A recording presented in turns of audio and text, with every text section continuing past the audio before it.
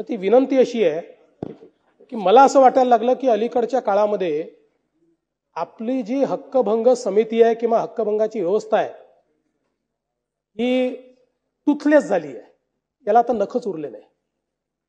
कारण तीच ती माणसं रोज सभागृहाचा अपमान करतात, रोज सभागृहाच्या विरोधात बोलतात, रोज मंत्र्यांनी सभागृहामध्ये फ्री अँड फेअर काम करू नये असा त्यांच्यावर दबाव यावा अशा प्रकारचं वर्तन करतात आणि काहीच होत नाही. कसं चालेल?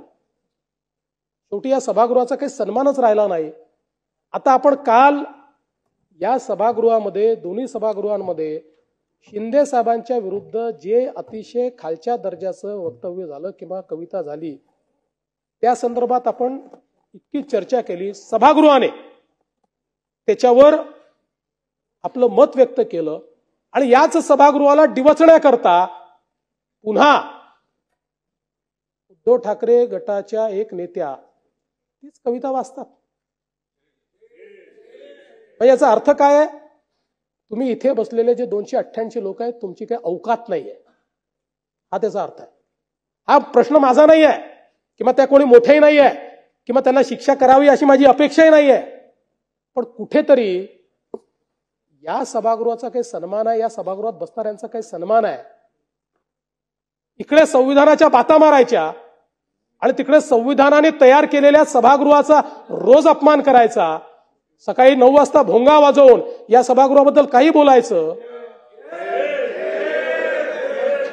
मी आपल्यावर सोडतो अध्यक्ष महोदय, आपण आमचे कस्टोडियन आहात, पण मला असं वाटतं की कुठेतरी मला आठवतं या सभागृहाने हिम्मत करून सनदी अधिकाऱ्याला देखील जेलमध्ये टाकलेला आहे जयंतराव.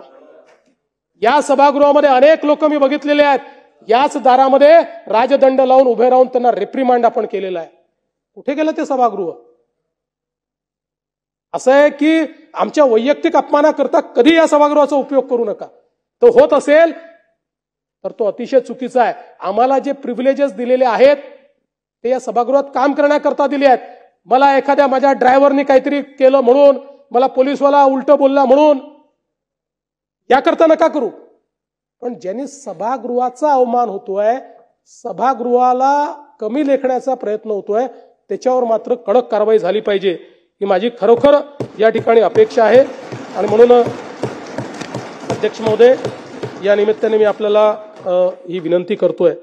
CEN न्यूज, देश प्रदेश की ताजा तरीन खबरों के लिए CEN न्यूज को सब्सक्राइब करें और रहें पल पल की खबर से हर पल बाखबर.